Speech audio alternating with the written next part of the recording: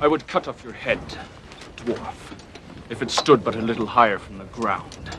You would die before your stroke fell. 1 year ago, filmmaker Peter Jackson released the first installment of the Lord of the Rings series. While the films were initially perceived as a gamble, the risk clearly paid off. The Fellowship of the Ring earned more than $1 billion. The latest installment is entitled The Two Towers. And here is the trailer for the film. He is not coming back. The defenses have to hold. They will hold. There is nothing for you here, only death. There is still hope.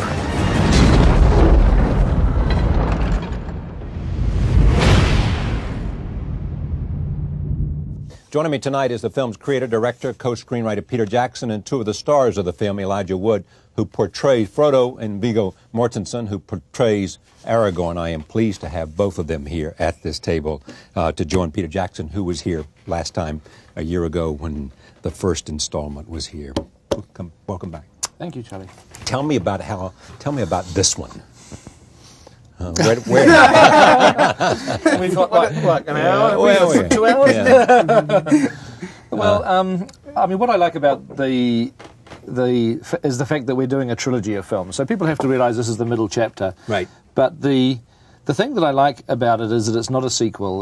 We're not in a situation where the Fellowship of the Ring came out last year and it made a lot of money and everyone said, oh, good, let's make a second one of these. And we kind of figured out what the magic formula was and we kind of rushed off and made another one. People should realise that this was shot as a trilogy. There was 9 hours of movie, all shot at the same time, basically, 2.5 years ago, nearly now. And that 9-hour epic story has been divided into 3 chapters. And this is the second of those 3. And what's chapter 2 about? It's well, if you've seen the first one, I assume most people have probably seen The Fellowship of the Ring. The story continues, the stakes go higher, as I think any middle chapter of a trilogy should probably. The vice kind of clamps on our heroes and the forces of darkness are closing. And it's a little bit darker than the first one. It's a little bit more intense than the first one. It sort of ups the ante, if you like. Ups the ante, meaning? Meaning that the situation in Middle-earth where our story is set, and our heroes are basically attempting to overcome the forces of darkness. Frodo, played by Elijah, has a small gold ring which he has to try to destroy in a volcano. Aragorn, who's played by Viggo, has to do everything in his power to help make it possible for Elijah to destroy that ring. And it gets kind of complicated and it gets harder for our heroes. You've already started editing the third installment. Yeah, I have, yeah. The third's my favourite one, so I'm looking forward to that. Elijah said the same thing. What is it about the third that makes it so intriguing?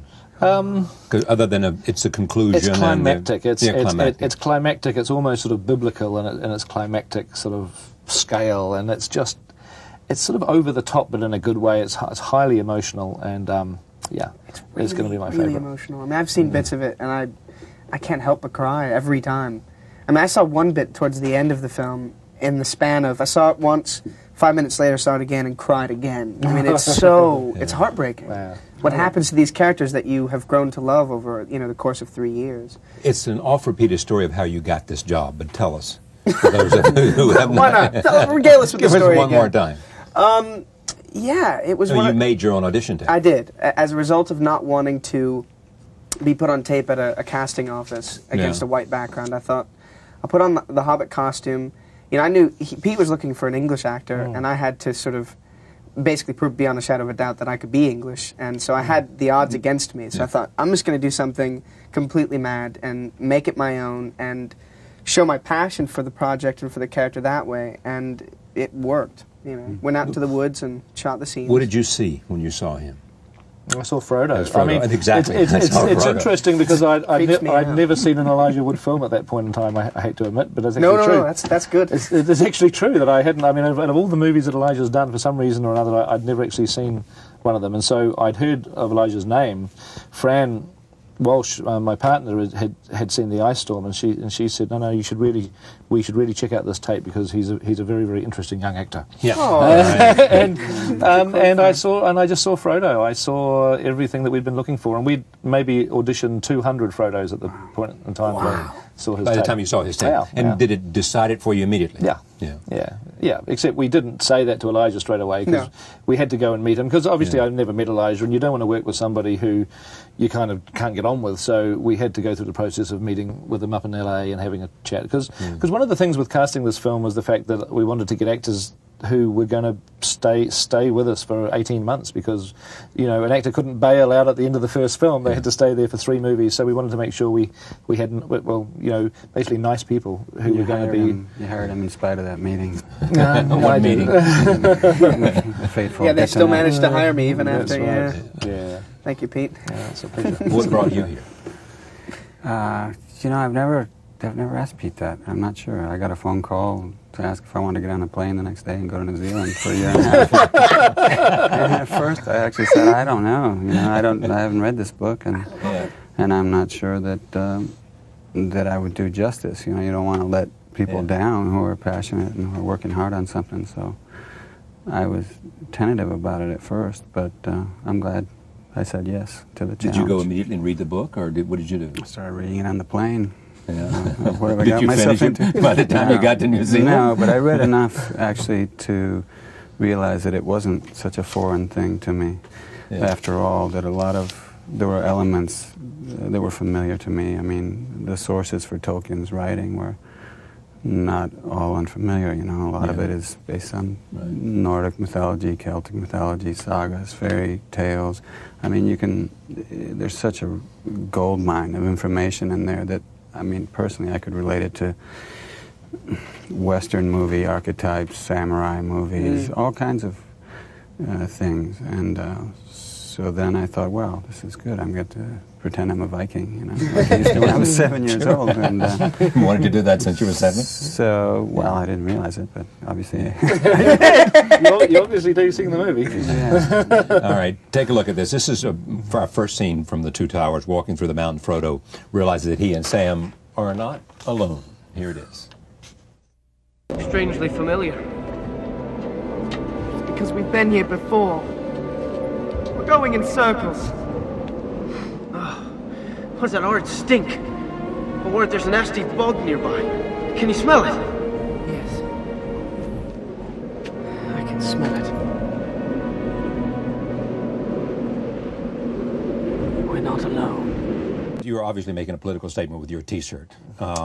I wouldn't normally, but it's sort of a reaction to, I've heard a lot of people say to me, and I've read in a lot of places about the first movie and increasingly about the second one. I've seen where people try to relate it to, you know, the current situation, specifically the United States and their role in the world right now. And if you're going to compare, then you should get it right. You know, I don't like hearing, you know, I mean, I played a character who's defending Helm's Deep, you know, and I don't think that The Two Towers or Tolkien's writing or Peter's work or our work has anything to do with the United States foreign adventures, you know, at this time. And it upsets me to hear that in a way. And it upsets me even more that questioning what's going on right now, what the United States is doing, is considered treasonous, really. And how dare you say that, and how un-American of you. And really, this country is founded on the principle that if the government isn't serving the people, you at least have the right to say, wait a minute, what's going on? And there's no questions really being asked at large about what we're doing. Whereas in The Two Towers, you have different races, nations, cultures coming together, you know, examining their conscience and unifying against a very real and terrifying enemy.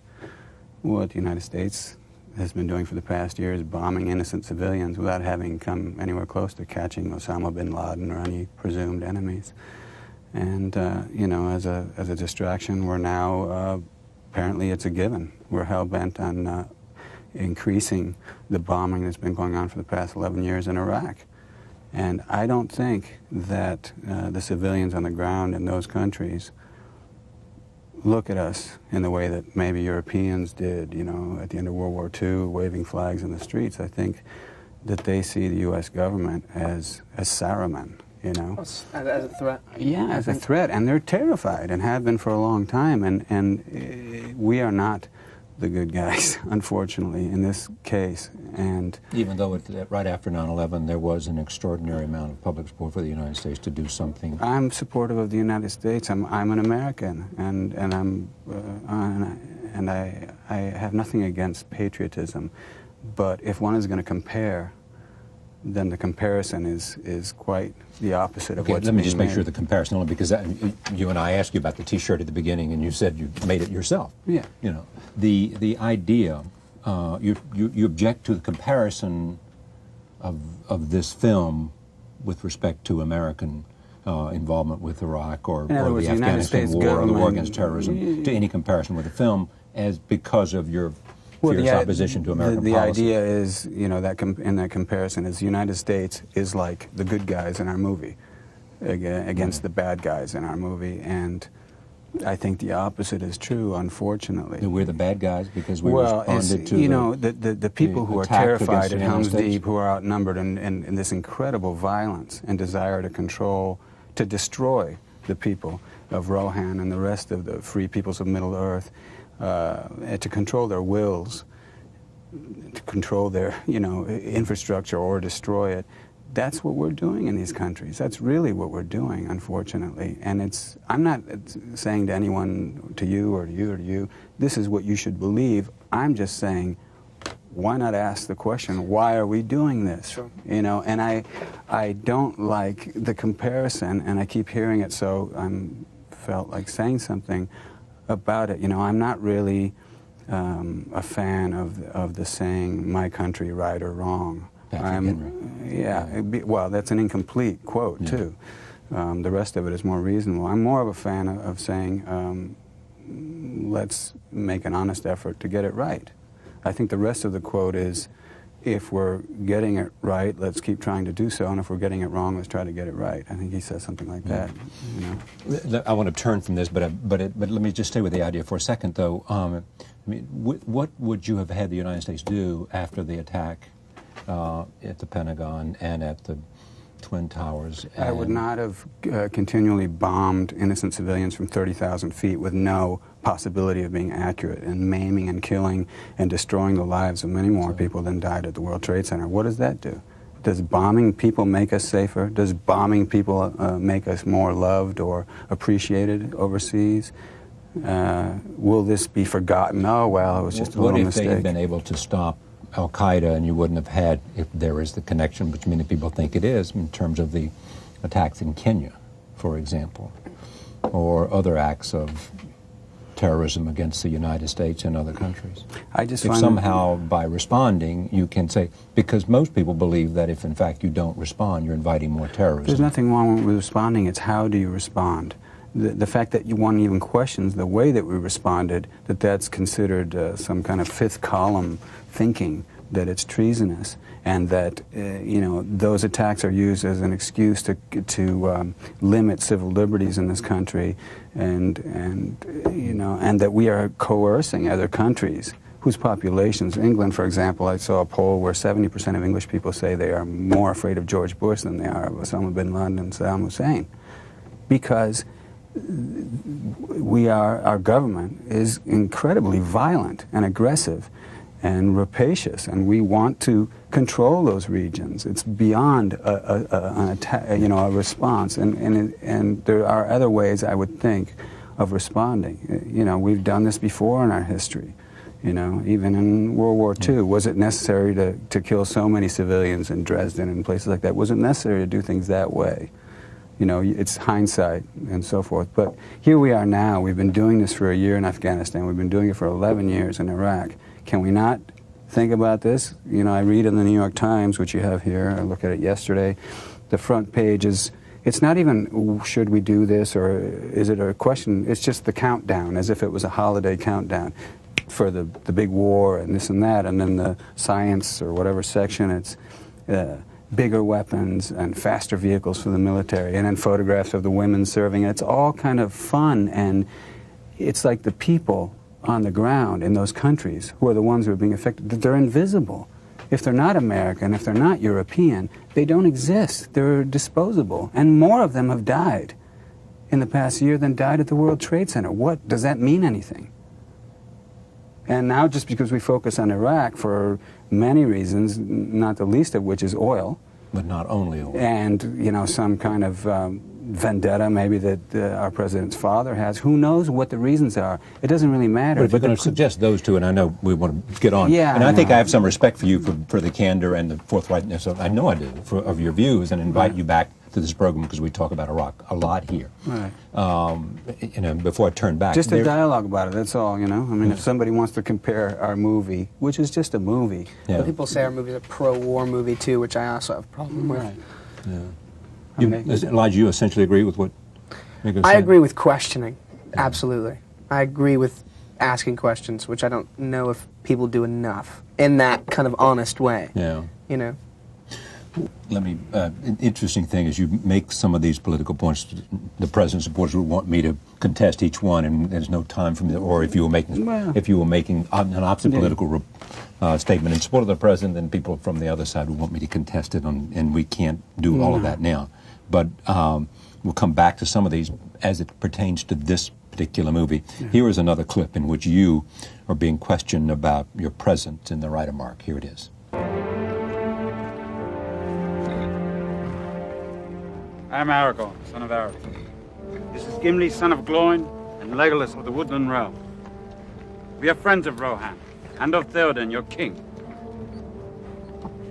Theoden no longer recognizes friend from foe. Not even his own kin. Peter as a director, how is he different? He has more energy than a barrel of monkeys. I would say.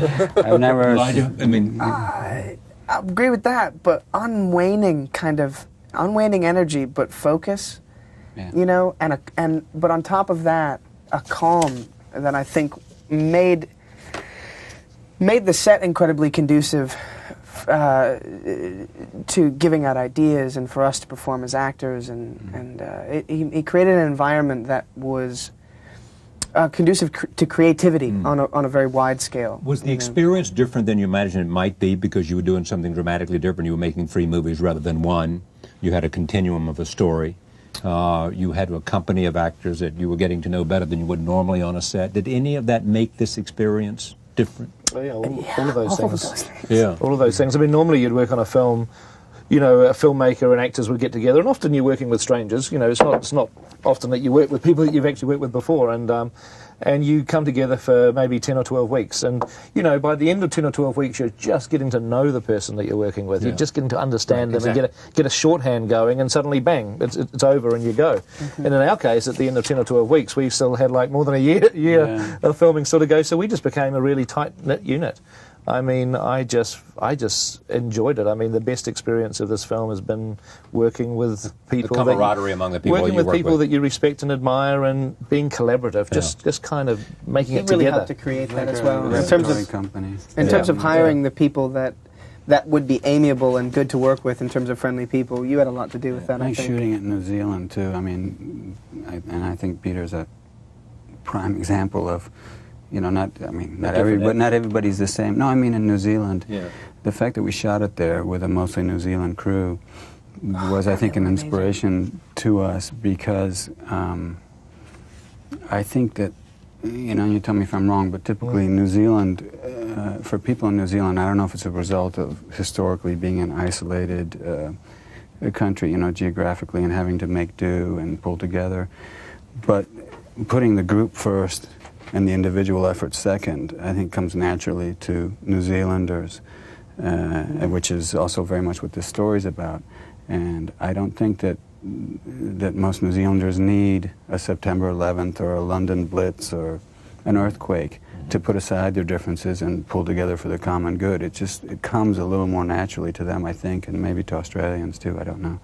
But and then that helped us a lot. You always felt that that it was a team effort, and whenever anybody was flagging, you know, there was just this unspoken bond. You always felt that you were supported, and I think this movie, you know, the spirit that you can feel on the screen, beyond any special effect, beyond any, you know, filmmaking flourish, there is this gritty, let's pull our socks up, and if you can't do it, I'll help you do it, and because I know you'll help me do it.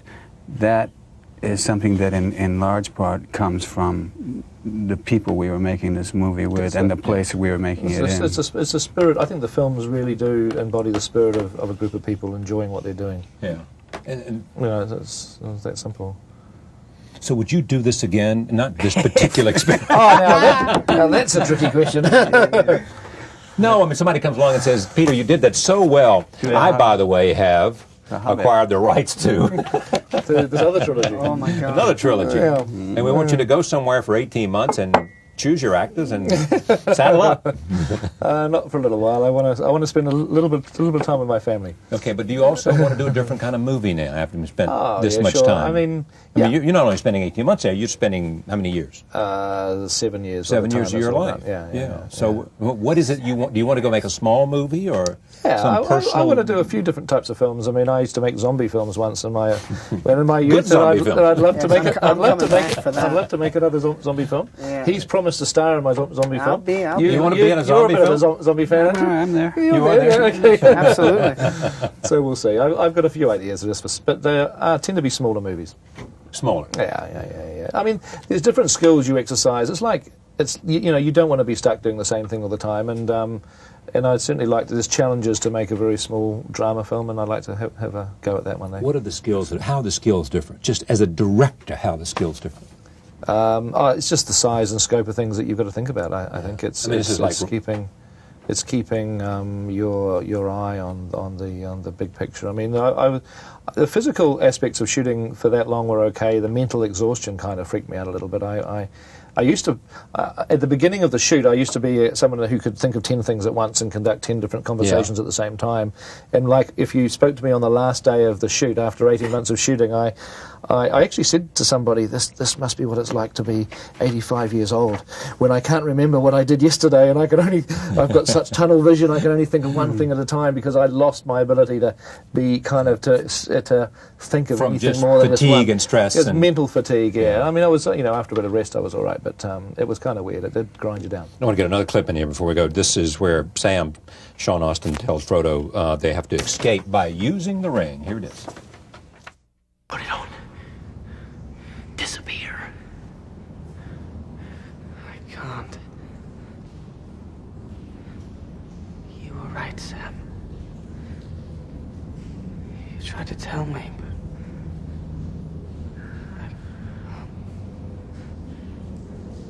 I'm sorry. You came in after replacing an actor who'd been, fired? Yeah. Fired. Is that hard? Was it difficult? Were you nervous about it? My understanding that it was more or less mutual, and I think it was an unfortunate situation where someone who was too young, for the part, they needed a sort of an older dog to play this part. And you said, "I'm your older dog." In steps Viggo.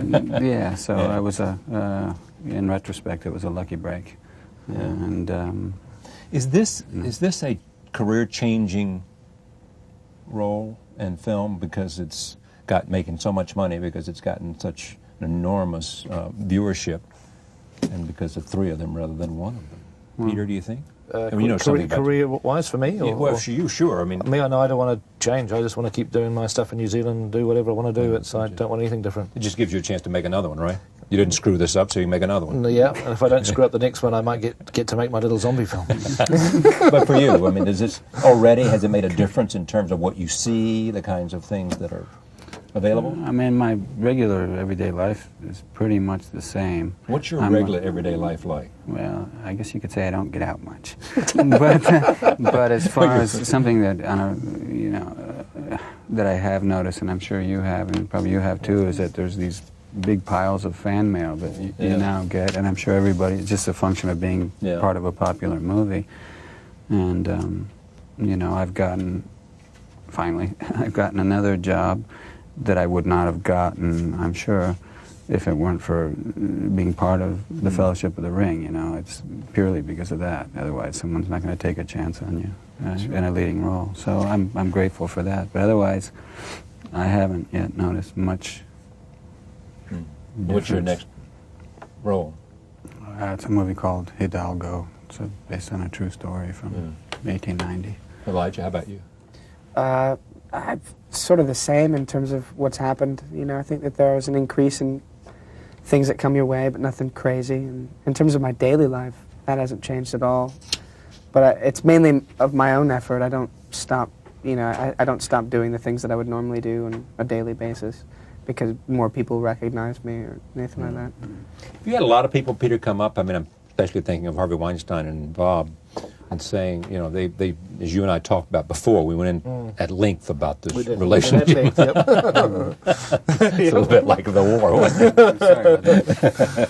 I mean, they must be deeply regretful now that they're only getting 5% of the back end. I don't know. I think, I mean, the reality ultimately was that they could have never have afforded to make the films at the budget level that they had to be made. So I don't know whether regret's quite the right word. I don't think they ever really had a chance ultimately to make them. 5% of $1 billion isn't bad for not having set foot in New Zealand during the whole shoot. I'm sure they'll be very happy with their 5%. Yeah, I'm sure. Was that 5% of the gross or the net? I'm not entirely sure. I don't know the detail. I've heard 5%, but I don't know how the deal is structured. Were you disappointed not to get Best Director last time? Not really. I kind of... We called it, didn't we? You called it? Awards. I just don't... I found that the awards ultimately last year were in a very political sort of... I just found myself in the middle of this kind of these warring factions, and the politics of the Oscars I found to be very interesting, and because I had to come around, you know, they sent me once the nominations were out, and we were kind of like, there was a sense, right, we're all fighting for the Oscar, and I had to come and do a 3-week tour around the States to, like, you know, to promote myself and promote the movie, and if we got nominated again this year, I swore to myself that I'd never do that again, because I kind of think the Oscars are a very simple system where, you know, a very pure system where there's 5,000 people that vote, and they simply vote for the movies that they like the best in any given year, and that should be where it starts and finishes. It's very simple, and that's fine. And whatever film gets the most votes or whatever actor gets the most votes, that's the winner. But the idea of the way that people start campaigning for votes, like you're a politician, I found to be a bit odd. So I promised myself I'd never get involved in it again. In making this movie, you obviously made a ton of choices. You made choices about casting, choices about a lot of stuff, and choices about narration and voices and life. What was the most surprising choice you had to make, the most difficult choice you had to make in all that you have had to do, you know, that turned out to be, you know, extraordinarily satisfying in the end? Well, I guess one of the key choices that we made very early on was that we wanted to make these films feel historical and feel real, because they were fantasy films, which fantasy for a lot of people means, you know, fairy tale, children's stories, all that sort of stuff. And fantasy movies of the past tend to have an artificial kind of feel to them. They tend to be over-designed and glossy and bright and gaudy and unreal, basically. You know, fantasy means unreal. And I thought, well, no, let's do fantasy means real. Let's say that these are historical. Let's say that the events of The Lord of the Rings took place on Earth 6,000 or 7,000 years ago, as Tolkien himself imagined, and that these have a reality to them, and whether you're an elf or a wizard or a hobbit or a human, you're playing your character with integrity. You're existing in the moment that, you know, that the story is the forces of the story are upon you. You're making decisions based on who you are. Anyway, there's nothing sort of artificial about any of it. It has a certain grittiness, and that was, I think, a key decision we made right at the beginning, which I feel very happy with, because I think it's given the films a quality which sort of sets them apart from other fantasy movies that we've been seen in the past. Do you share the feeling that the third is the best? Having seen the first and the second movie, I wouldn't even dare to guess what I would feel, much less what it's going to look like. I don't. You have no idea what it's going to look like. No, and I was there, but I don't know. Peter Jackson is full of surprises, and I think it's a good thing. He doesn't. I mean, I am in agreement with the way of working that I think he believes in, which is it's not over till it's over. Never quit trying to improve what you're doing until it's on the screen and people are seeing it. And because of that, you know, he's full of surprises, and I'm sure the third one will be, you know, a surprise. And it makes it more fun to go to the movies, more interesting. So. Sure. All right, but let me just end with this. Was there any significant disagreements about this film in terms of where it should go? I mean, did you have agonizing choices to make about that, or did it just lay itself out directly from the book? This was a tough film. I mean, the post-production on this film has been very, very difficult. It's difficult because it's structured in a way that's actually quite hard to put together as a filmmaker, where you have three storylines, because our characters have, at the end of the first film, our group of characters divided into and went their separate ways. So you have three different storylines following different characters, all progressing at the same time, and that makes the editing of the film and the assembly of the film very intricate and very difficult, because you're trying to keep each storyline alive and keep the tension going, and then when you cut to the next group of characters for a while, you don't want the energy to drop out of the group you've just left, and you want to be able to stick with them and then have the energy build when you go back to them again, and doing that through three different storylines is hard. So I did find the post-production on this film to be much, much harder than the first film. Okay. Thank you. Thank you. Good to have you. Thank you very much, Thank you. Charlie. Thank you for joining us. See you next time. Viggo has to do everything in his power to help make it possible for Elijah to destroy that ring. And it gets kind of complicated, and it gets harder for our heroes. You've already started editing the third installment. Yeah, I have. Yeah, the third's my favourite one, so I'm looking forward to that. Elijah said the same thing. What is it about the third that makes it so intriguing? Other than it's a conclusion. It's climactic. Climactic. It's climactic. It's almost sort of biblical in its climactic sort of scale, and it's sort of over the top, but in a good way. It's highly emotional, and yeah, it's going to be my favourite. Really emotional. I mean, I've seen bits of it, and I can't help but.